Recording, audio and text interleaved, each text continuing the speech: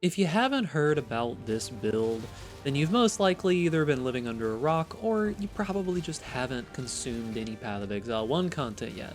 Because it's pretty much a buzz in the community that this ability has become probably one of the strongest leveling abilities in the game, especially if you're on the right side of the tree, or pretty much anywhere adjacent. Whether you're a Slayer, a Champion, a Deadeye, and probably a few other Ascendancies, this ability is pretty insane. Just recently, I'm pretty sure the Act 10 world record was broken with this ability, and on top of that, like sub 5-hour two-stone runs have also been accomplished relatively easily. And that's before people have really even practiced with this ability. Suffice to say, it's a little strong. Now, what ability are we talking about? Of course, Explosive Concoction.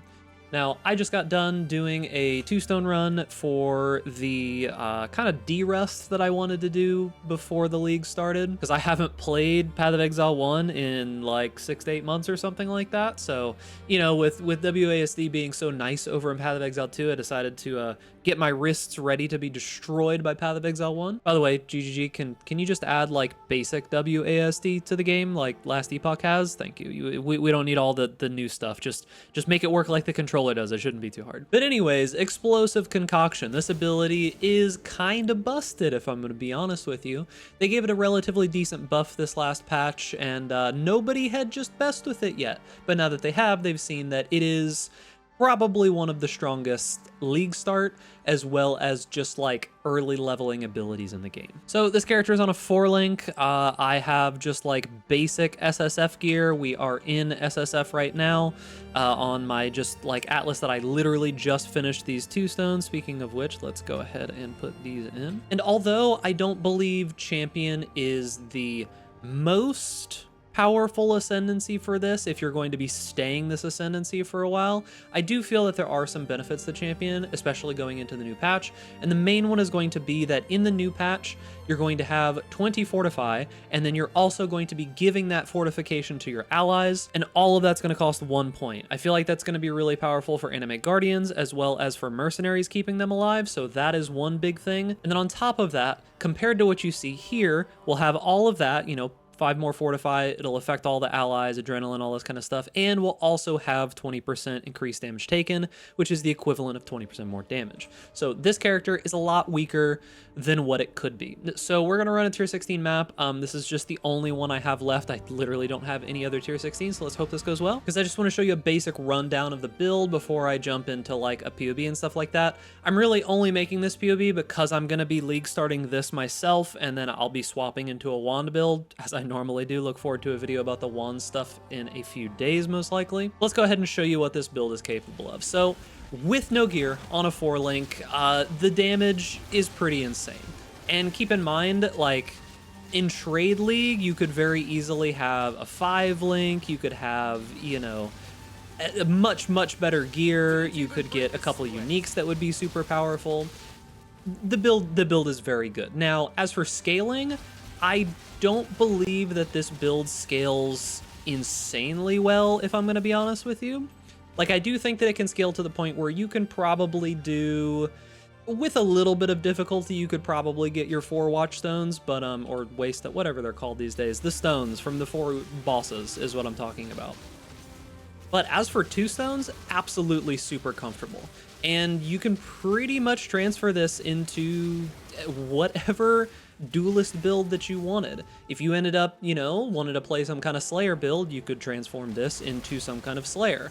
As well as I'm pretty sure there's Slayer POBs out there. I don't know who's made them yet because I'm not really paying too much attention right now, but I'm sure there's a Slayer POB out there. I'm sure there's a Deadeye POB out there. I'm sure there's probably even a Trickster POB out there at this point, but my POB is a Champion POB. So as for like your very first starting set of gear and such, there's not really a crazy amount of stuff going on here. You're just trying to get life resists, armor evasion, and links is all you really need to be able to get all the way up through 2 watchstones, and suppression, of course, is good as well. Let's go ahead and jump into the POB and talk a little bit about like the next step up that you would be going towards. So talking about the tree here, there's only a couple weird things going on here. One, if you don't know what precise technique is, this basically just means you need enough accuracy where it's more than your life total, which we do have enough over here. That's why we're taking like these kind of accuracy nodes and these nodes and things like like that.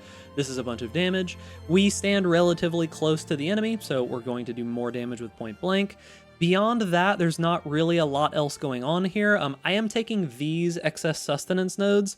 You could drop these if you wanted to, if you felt like you were healing enough, but this is quite a bit of healing, especially when you're clearing, especially when you're hitting so many times. It's a very good feeling set of nodes. There'll be leveling trees and everything in the POB if you're curious about doing like your own practice run, and this will be updated over the next couple of days if anything changes, like if explosive concoction gets like nerfed into the ground before the patch or something like that, that'll all be there. And I know that damage looks low, but that is not the full damage of the build. It is like closer to like 3.5 million, which is pretty decent for a champion at this point. And of course, this is on a 5 link. Notably on this corrupting fever, I know there's swift affliction here. This is just to be able to get it so that when you do use your corrupting fever, that it takes half of your health. You're going to want to make sure that this total life here, the cost of this is at least half of your health so that you can proc adrenaline consistently. That's going to be here from this first to strike last to fall node. You gain adrenaline whenever you reach low life. Cool thing about this is that you recover 25% of your life. So if you eat like 51, right, it'll recover you 25% back up, so you'll be at like 74, and it gets rid of all ailments and everything on you as well. Now for items, I do have a full set of like what my character is using in game that you saw there, if you're curious to see what that character was doing, but it's using some pretty basic stuff here. We're just using like suppression, resist, life. Like these are like 2 or 3 mod pieces of gear most of the time here. Perseverance is a tier 4 rarity item, so it should be available, even though I think this is going to be pretty popular.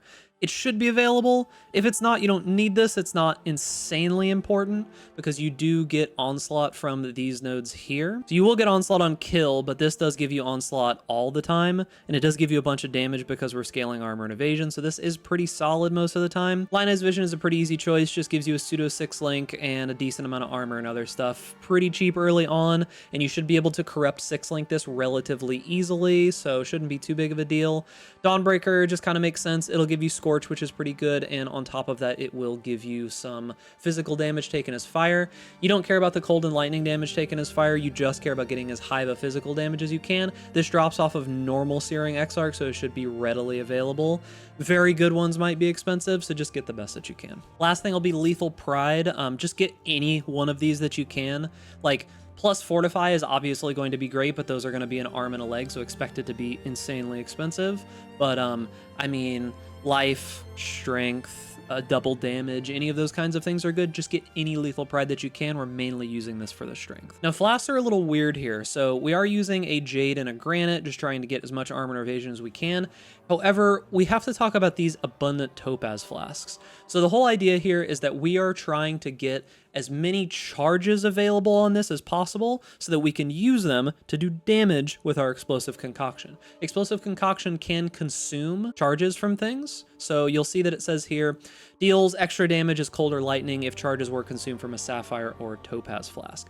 It consumes 1 charge per projectile fired from 1 flask of each valid type if possible. On top of doing a bunch of base damage, you can also do a bunch of extra lightning damage is what we're trying to do here. So the idea is for bosses, you want as many charges as you can possibly get. That's why we've got the enchantment that gives maximum charges, the actual roll that gives maximum charges. You're never using these flasks, so that gain no charges during effect doesn't do anything to you. And while you're clearing, you should have plenty of charges. These are literally just for giving more damage to your Explosive Concoction. It should last long enough for most rares and probably for most bosses as you do get more damage later on. Like map bosses won't be able to eat all of your charges, so don't worry about that. If you do notice yourself running out of charges, something that you can do is you can take these nodes up here. I haven't taken them here because I just don't think they're necessary, but these flash charges gain, and then this mastery that gives you enemies you kill that are affected by elemental ailments grant 100% increased flash charges. Those 4 nodes will keep your flask completely full if you do need it. I don't think you will though. And that's going to be it for the video. This is just a very super basic setup because it's going to be part of my actual league start, which is going to be a Wander. I'm going to use this to be able to get like the money for Episcators and that kind of stuff and get my 2 stones done and then swap into the wand build immediately afterwards. So it's already going to be part of it, and I figured I'd give you guys at least this depending on how long it takes the Wander to get together. This path of building will be updated over time. If you have questions about it, ask me over in Discord. And remember, boys, if you enjoyed this content, make sure to give this video a like, subscribe to the YouTube channel, hit that notification bell to stay up to date with all the latest videos, and stay safe out there in raid class. Then I'll see you guys in the next video.